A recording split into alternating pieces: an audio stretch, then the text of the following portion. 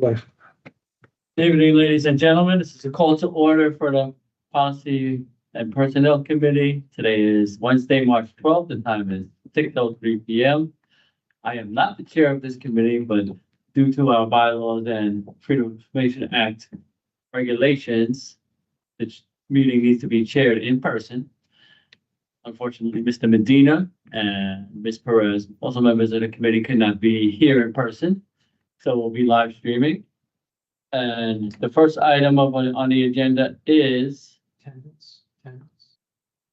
oh, here today, thank you. Here today is myself in person, Joseph Skalvik, member of the committee, Ms. Jennifer Perez, chairperson of the board and member of the committee, Ms. Jimenez, Mr. Anze Woodson online. And is that all we have? For board members, yes. That's it, yeah, thank you. For board members. And the first item, and thank you, Mr. McLeod. The first item on the agenda is discussion and possible approval to the full board of policy. Policy 5114.2, use of exclusionary timeout settings policy. Okay, I mean, Dr. Second. Yes, sir. So, if it's okay with you, I'll go a little bit off of this order, but we'll cover all four, just going for the one that was the least involved to the more involved one. So actually starting with the health and medical records, policy 5125. That'll be fine. First I gotta do a little housekeeping. I'll accept the motion to change the order of business to move up letter B to the first item. So moved. Okay, second. All in favor, aye. Take it. Aye.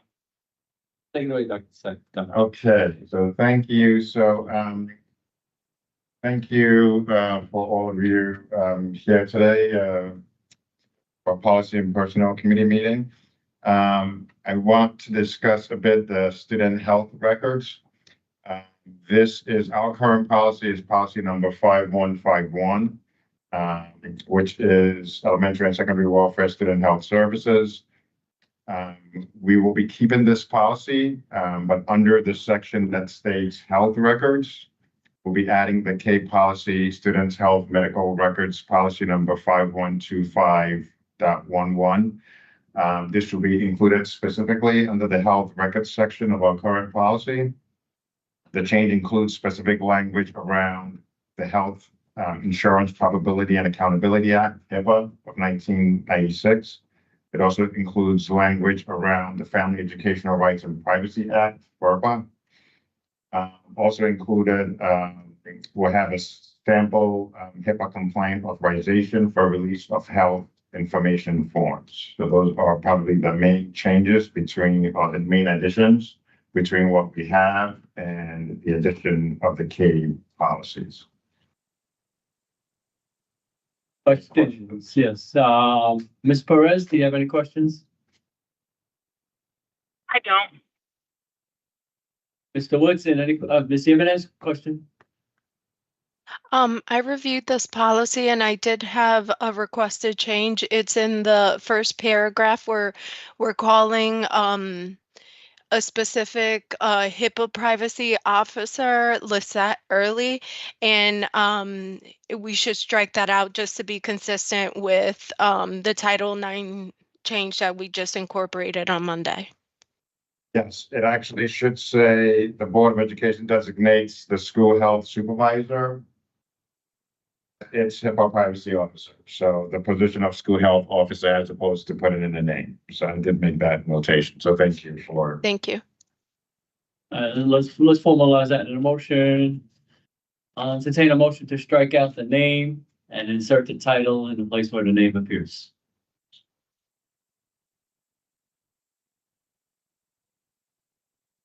I second the motion. No. Oh, sorry. Yeah. I got it. Sorry, I couldn't get the unmute on. No worries. I second it. I couldn't hit unmute fast enough. No worries. All right, so if you can make that change. Any other discussion, Mr. Woodson?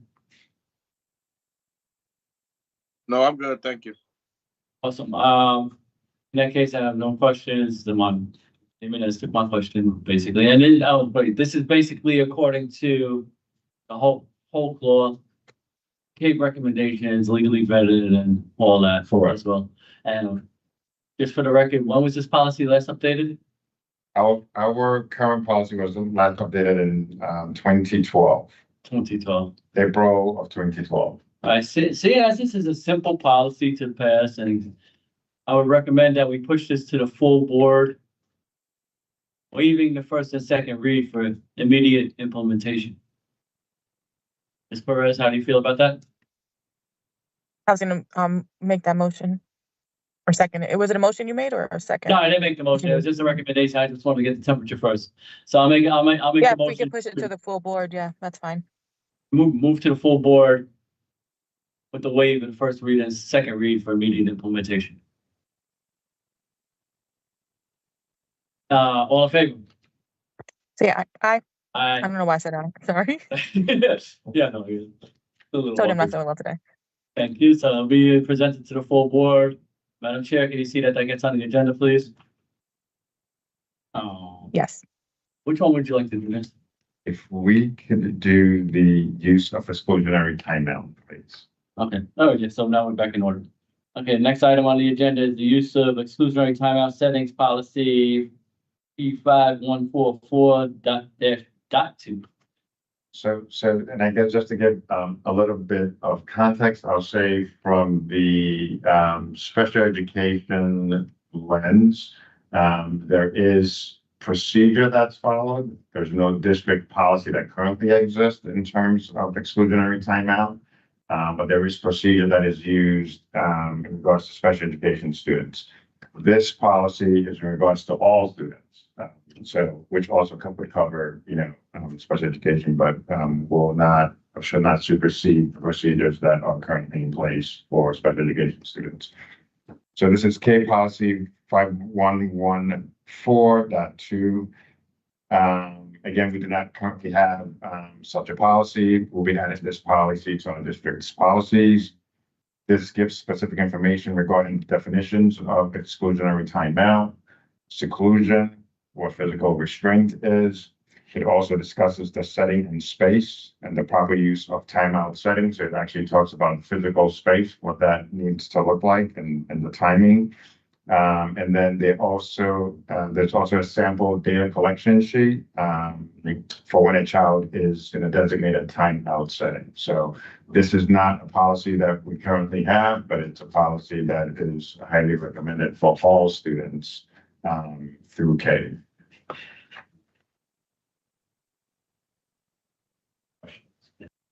Ms. Perez? Can you pass for a second? I'll come back to me. Sure. Jimenez? I have no comments. Mr. Woodson? Good, thank you. I got a couple. Could you please define the terms timeouts and seclusion? Yes. Exclusionary timeout is defined means a temporary, continuously monitored separation of a student from an ongoing activity in a non-locked setting for the purpose of calming such student or de-escalating such student's behavior.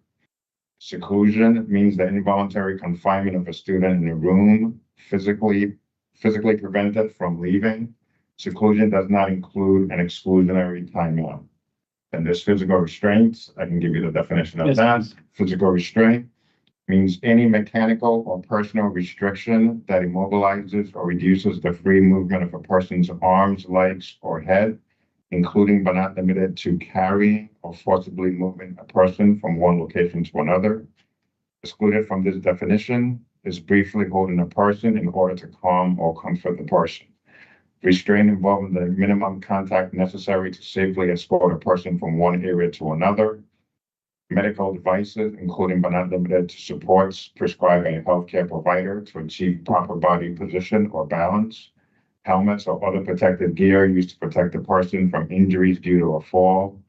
Helmets, mitts, and similar devices used to prevent self-injury when the device is part of a documented treatment plan or individualized education program. pursuant to Connecticut special education laws or prescribed or recommended by a medical professional, and is the least restrictive means to prevent such self-injury or an exclusionary time. Right. Now, I know pretty much for a fact that in a lot of our special ed settings, we have people trained in the physical restraint.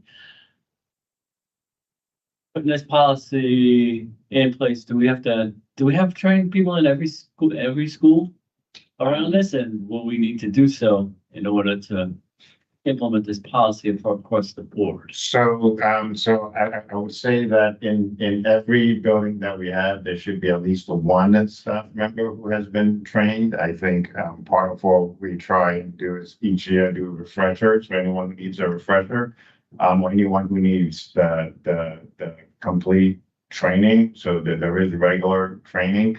But, obviously, in the case of an emergency, safety is always our primary concern. Right. So, the goal is, we want someone who's trained to be a person who will be engaging a child in any kind of restraint, but always have to keep in mind safety, right? So if the child is being unsafe and there's someone there, Yeah, of it's up course, to the adult to make sure that the child is being safe. of course. Well, I'll pose my questions. Ms. Perez.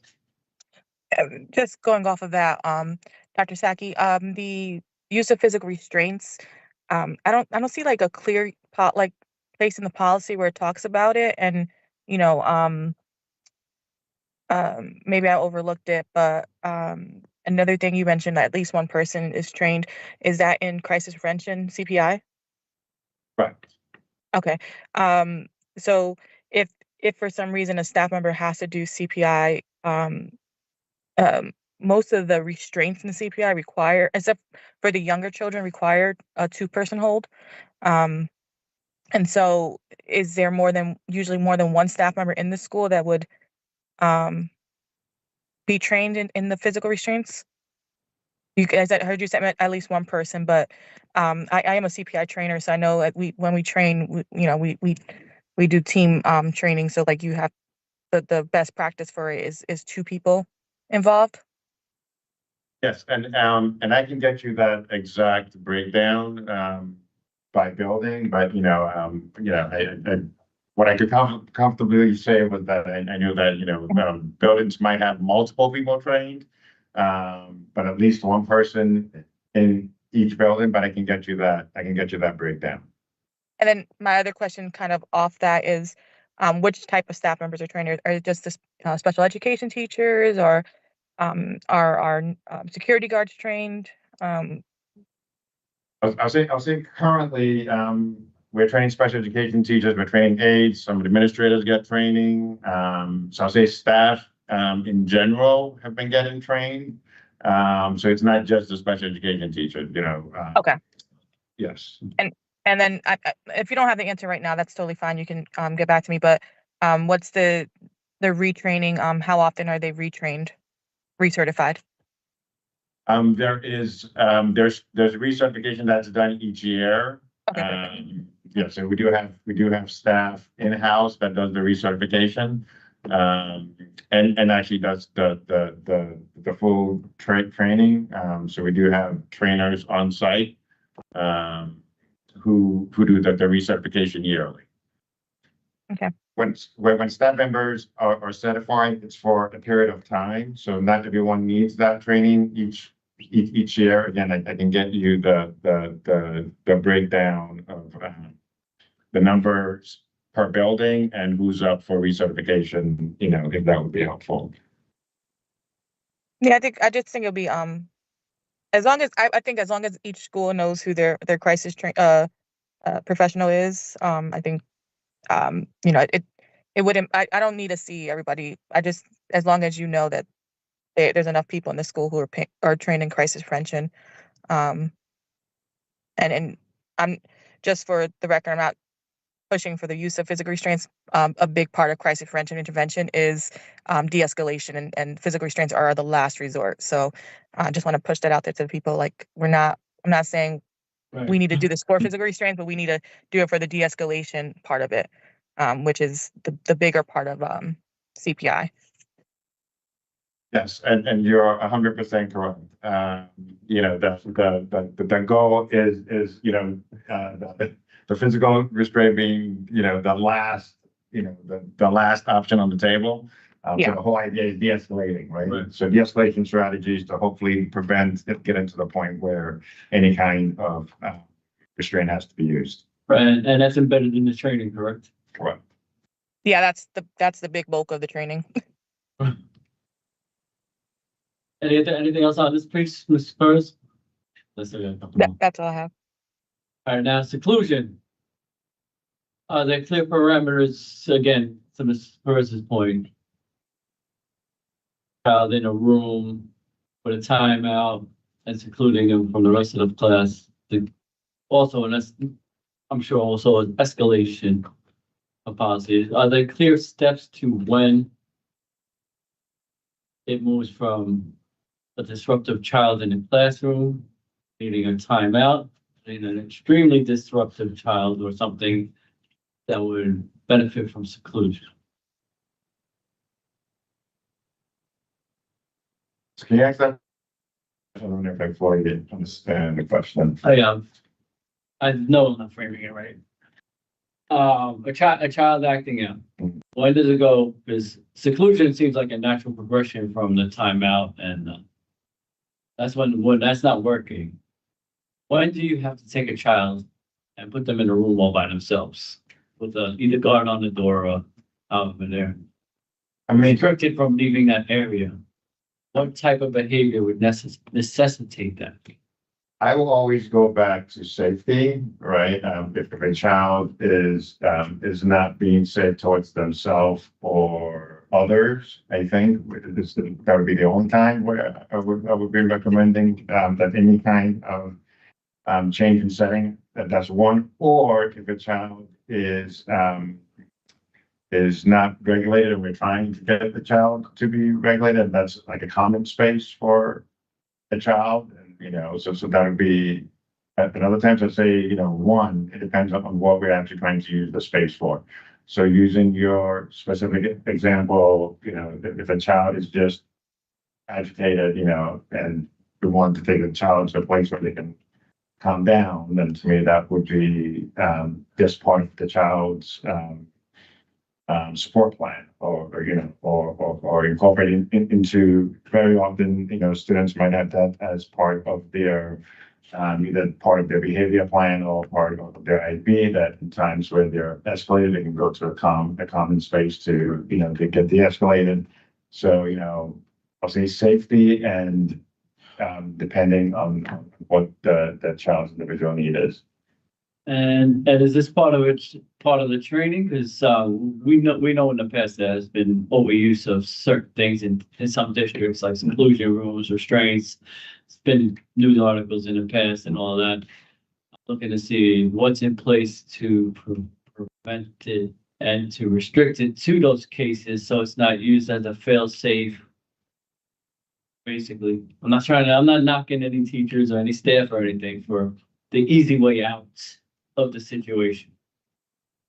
And yeah, and I'll say like our staff are very mindful of that, and I would say staff would be using this in terms of if there is a need, and similar to what I was saying, I think it would still boil down to safety, and if that's part of a strategy for that particular child to help the child. I am not aware of it here in Bridgeport being overly used at all. But there's data behind that, and I can get that information as well. Right. That'd be helpful. Right, because before we only had a specific explicit policy for special ed, correct? Correct. So now we're mainstreaming Mhm. the policy. So it's gonna be out there that seclusion is a possibility. May or may not been a possibility for the general education students in the past.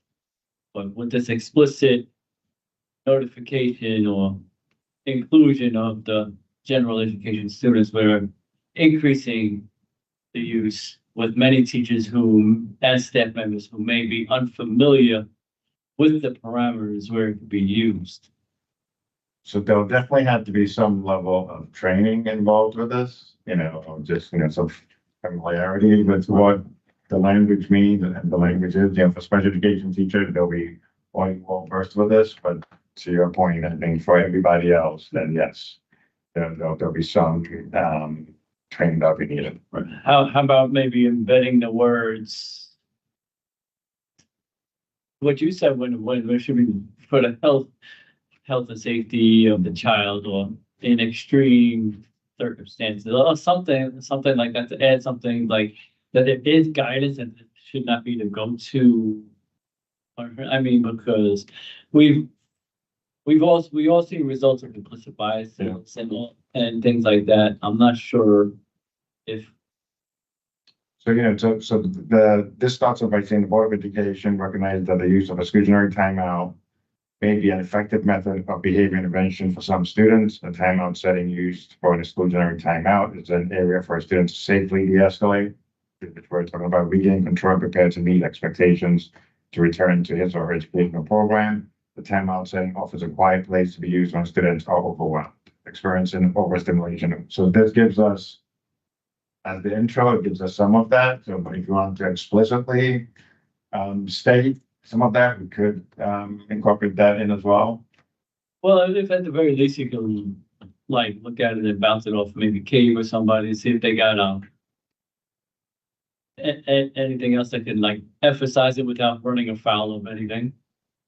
That would be great. I mean, we got a couple of weeks before the next meeting. I don't want to give you guys a heavy lift, but it's just a concern. So added more language that is specific to when it's permissible.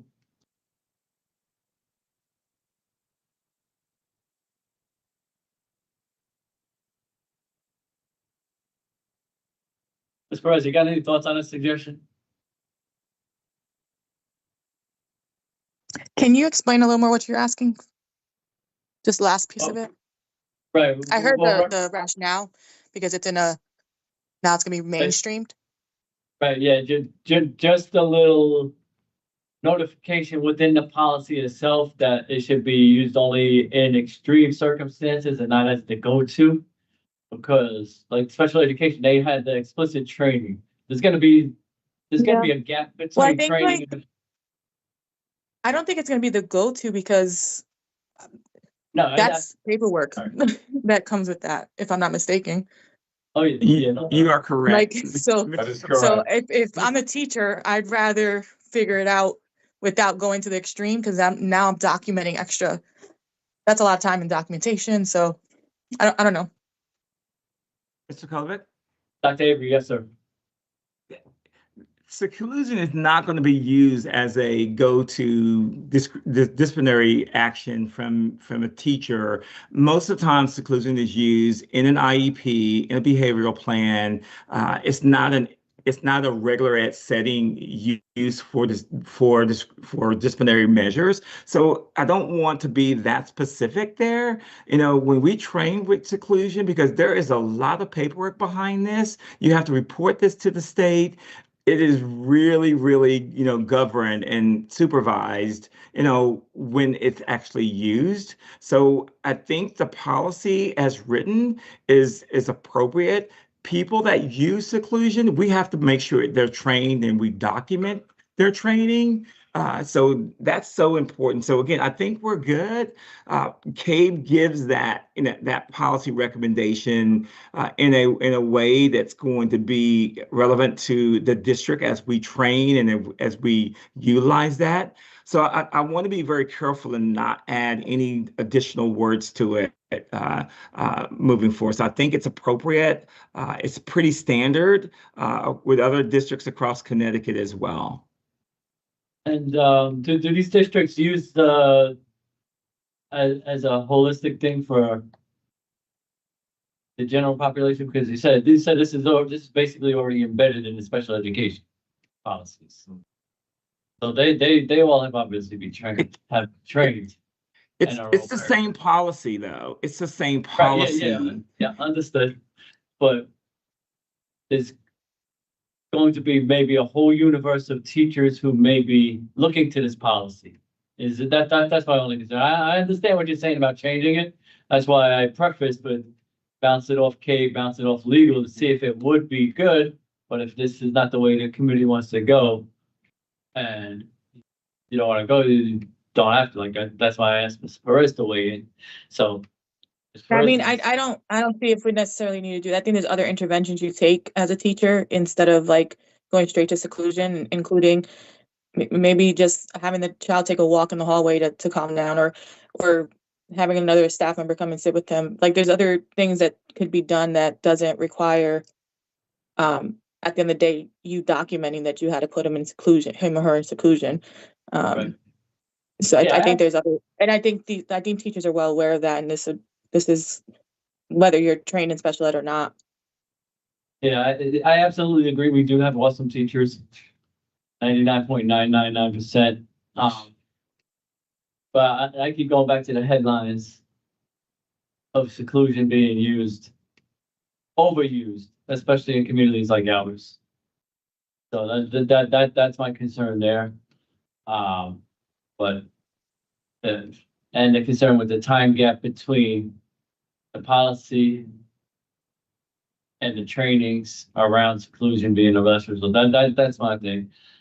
So, yeah, I'm not gonna beat the dead horse because I see there's not the votes to push it to the full board with looking into it, so. But however, this one, I don't want to wait the first and second read because I think it might bear a little more discussion at the full board on a couple of these points. So I'll entertain a motion to push to the full board for first read, health and medical, no, I'm sorry, use of exclusionary timeout settings policy P5144.2 for first read. Second. Any further discussion? All in favor? Aye. It carries. Madam Chair, please see that this one gets on the full board. Mhm. And next up is, D, discrimination policy. all right, so let's go to discussion of possible approval to full board of non-discrimination policy known as P0521A. So, our current policy is policy number 5162. The last time this was updated was April 23rd of 2012. So we'll be looking to replace this policy with a policy 0521A. This new policy expands the explanation of discrimination and harassment. It also adds the contact person at the district level and their contact information. So I think similar to what we had done before, the recommendation would be to change removing the name and leaving Chief Human Resource Officer. And then there's also the contact information for the United States Department of Ed Civil Rights Division, the contact over there in case there's issues from the board end, then there's always the Office of Civil Rights from the U.S. Department of Education. Those are the just of the policy. Do we still have Questions? Department of Education? Understood. Committee member for Mr. Committee member Perez first, and then Ms. Sugar. Ms. Perez? Little comment. Okay. I think the only question I have, I think you just answered that you're taking Mr. Costello's name off of it. Yes. Okay. Yes. And- And that's and you just- put in the position as opposed to name. Ms. Esther, see what it is? Esther Rivera. Esther Rivera. I'm My getting- thing is freezing, so sorry. My screen is freezing, so I'm sorry if I'm delayed. I have no further questions. That's what I want to say. All right. All right, thank you, I'm sorry. I had a comment here. There is, so on the second page of this document, in parentheses in the second paragraph under short version, there's a placeholder in there to insert a website. So I just wanted to flag that to make sure that that gets completed. Yes. And secondary comment, and this comment is broad for all the documents. If we, and it's similar comment I made on Monday for Title IX, if we can just put on the bottom in a footer when the policy was updated last, just to make sure that we have the latest ones out there. That's all for me. Thank you.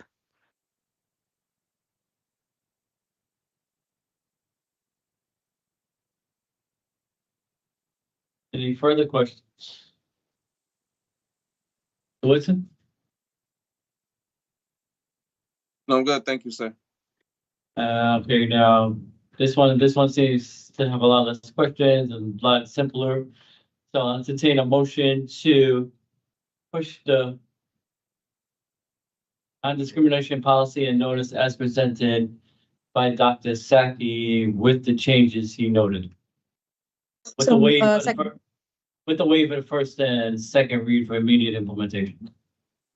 Okay, I second that. All in favor? Aye. Aye. Opposed, motion carries. Madam Chair, please see that this one gets on the next agenda. Now, last up is alcohol use, drugs, and tobacco, including performance enhancing substances, policy P5131.6. Okay, so, then, we do have two policies, current district policy, policy number 5136, which is elementary and secondary student discipline smoking, and 5137, elementary and secondary student discipline drug and alcohol use. So the recommendation is to replace these two policies with the CABE policy P5131-6, which is the alcohol use, drugs, and tobacco, including performance enhancing substance. This new policy expands the definition of drugs, controlled substances, what under the influence mean, electronic nicotine delivery system, liquid nicotine, vapor products. It also discusses students' privacy rights, as well as explanation of illegal activities, what falls under that. Discussion on performance enhancing drugs, medical marijuana, and use of CBD products. And then it also gives some recommended disciplinary actions based on any of these infractions. And I think, this one, I think we'll probably need to spend some time in terms of when it goes to the board for a few discussion and reads. But, this new policy covers a lot more than what our old policy covered. And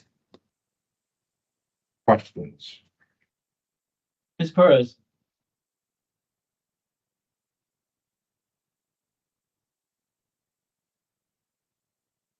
I'm sorry, I wasn't on again, sorry. Sorry. No, I think this is like something we'll have to spend some time on and like Dr. Saki said, what would be, I see that the steps, but on disciplinary actions for having substances in school, that could lead up to expulsion. But would there be, I don't know, like some kind of like steps to get there so that it's not first offense automatic? And I see that there's stuff built in, but like I wonder if we could get more specific on like, it says recommend specific assessments.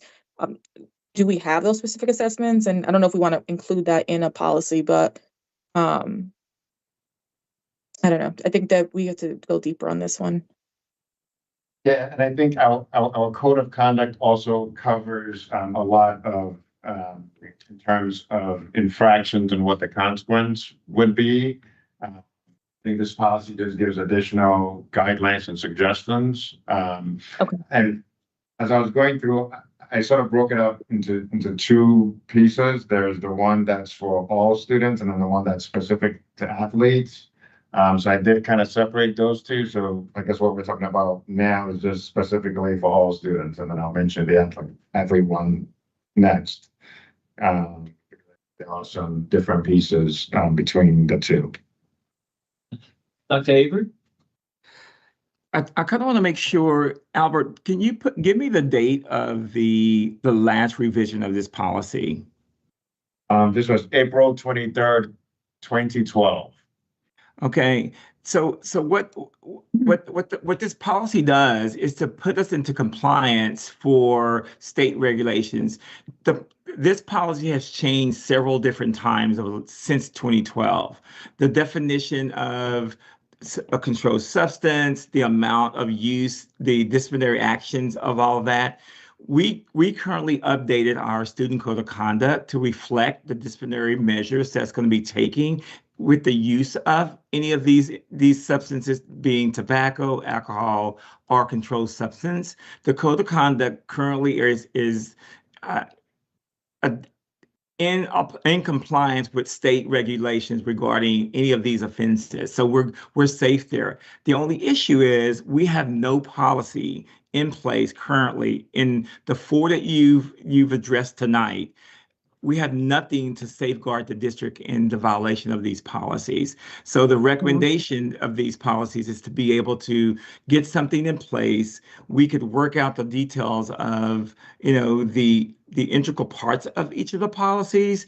I know this policy, when I reviewed it, it has specific things about athletes.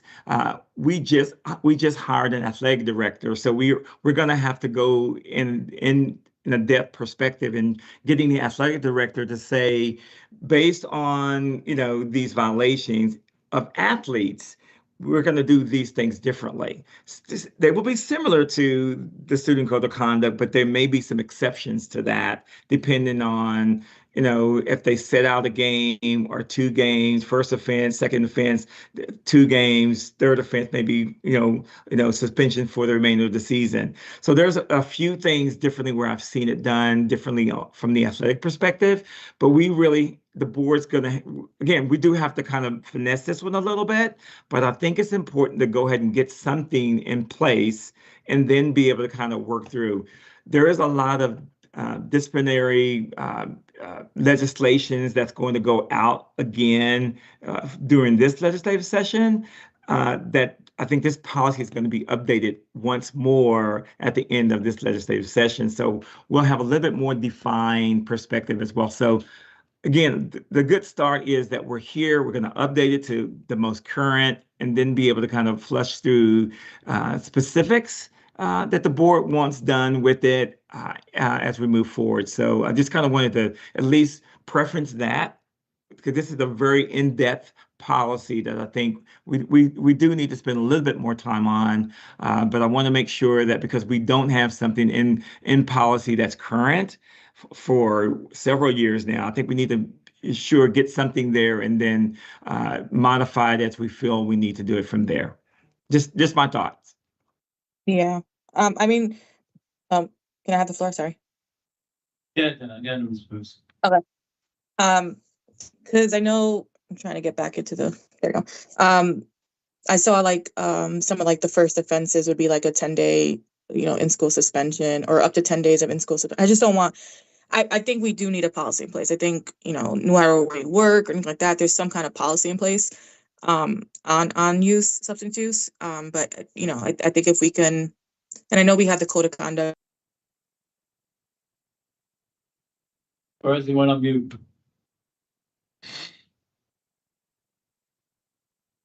Lost. Do you hear me now? Yes. I'm sorry. I think Oh, days is a lot. And I did see that there's requesting counseling or something like that, but maybe we could have other interventions as well, not just a suspension, but some kind of referral to maybe a counselor or stuff like that, where they could be provided some advice on substance use, things like that. But that can be worked out down the line. It doesn't. I'm not saying we should, delay moving an important item like this, but maybe we can work something into that where it's not just a consequence, but we're also giving some education around this. Yeah, that would be important. Very important, actually, to get some additional options. Yeah, and Ms. Perez, interestingly enough, you know, what you were just describing was actually the one that felt specifically regarding the athletes. Yeah. Where they talk about the first, second offense, where they talk about, expectations for the year, students being made aware or educated in the fact that, even if there are images of them engaged in inappropriate activities, whether it's drinking or anything else, that a consequence can still be given. And then the whole idea of an annual contract, where student athletes, from grades 5 through 12 will have to sign, but their parents would have to sign some kind of contract stating that, they'll be refraining from using any of these illegal substances. But that one, and then we can also decide to, to combine both of those if we want, but still keep them like CABE has as sort of like two separate, one for everyone and then one specifically for student athletes. So, we have the option of either or. Anything else, Ms. Perez? No, that's all. I just want to just make. I know we have the code of conduct. We went through that last year, and I just want to make sure, like, we're following. Kind of we tier up that we go in certain tiers for our disciplinary action, and we're not over disciplining, and it's a big issue. But yeah, I'll leave it at that. Mr. Woodson? No, I'm good. Thank you. Jimenez? My only comment on this is under policy implications, the first paragraph, there's some language that is basically from CABE that indicates that the board needs to choose the policy that we want. So just wanted to make sure that we don't put in the policy that suggested language, which is the first sentence of that paragraph. If that makes sense. It's page 3 under policy implications.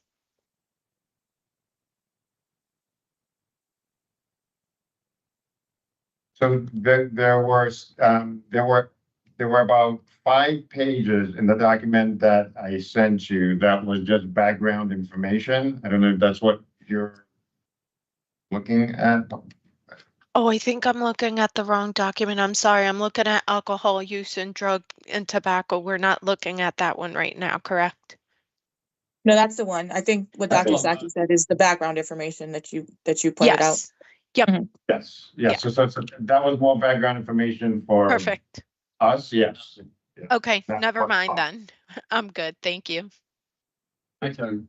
Yeah, Ms. Perez got a lot of points. Dr. Saki got some points too. I mean, Dr. Avery, well, you get points as well. But to Dr. Avery's point, as far as us needing a policy in place, and as far as his point of having to look at this a little deeper, and actually you mentioned it as well, Dr. Saki. I agree with everybody, we need a policy, but I've chaired this committee before. And in instances like this, when we see a policy that might need tweaking, we break this 1, 2, 3, 4 of us. We get 4 board members' opinions right here.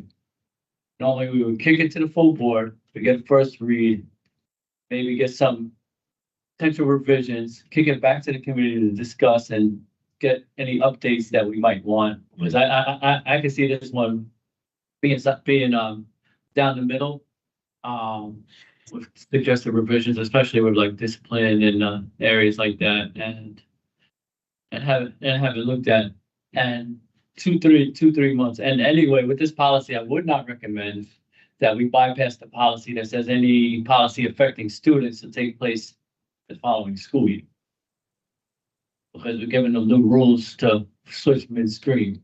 I brought that up last time, but I didn't get any ears. But there is a policy that says policies affecting such and such take place can take place immediately, but policy affecting students take place the following school year. That's in order to give people time to learn the rules, or to get paid for violating. It's not fair. One day something's legal, something's not legal, something's acceptable, and the next day is unacceptable. And it's just been put on a computer screen where children can't even see it, be affected by the policy. So I would suggest we push this to the board for a first read.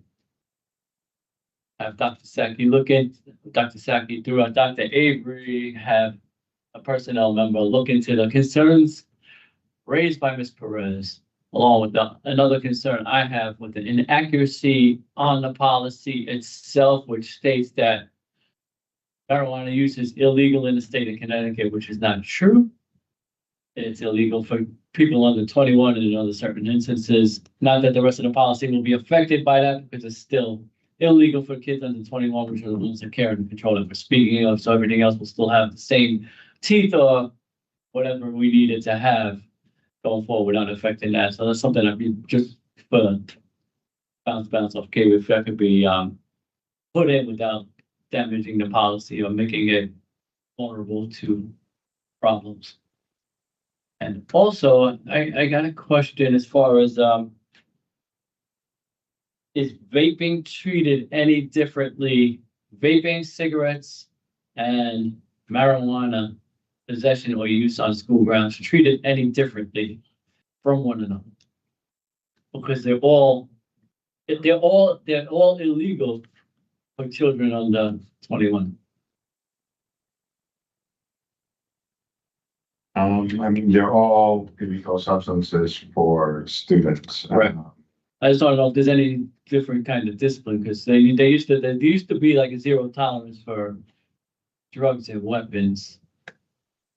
It says, use, possession, sale, or distribution of drugs, including cannabis, including prescription drugs, paraphernalia, alcohol, violation of state law, or education policy, is prohibited at any time on school premises or on any school-sponsored activity. I think they're all considered illegal.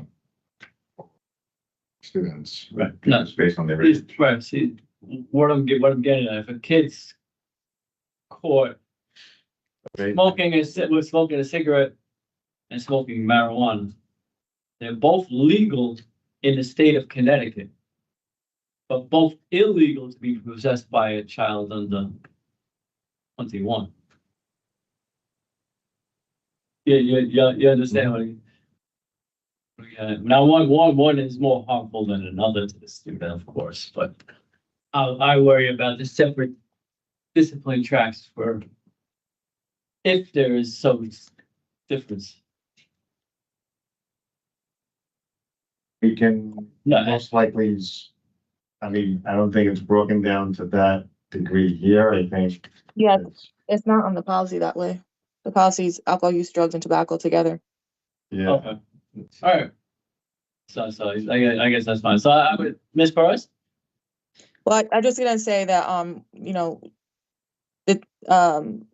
I'll just look, my questions could probably be answered by looking at the code of conduct, so I'll refer back to that for when we do the first read to see what we already passed last year. Or was it earlier this year? And see if I can answer my own question, but then, I still think this will probably need the two reads. So I'll make that motion to bring it to the full board for the first read. And I shall second that. All in favor? Aye. Aye. Opposed? Motion carries. And I believe that's our last one. I'll entertain a motion to adjourn. So moved. Second, all in favor?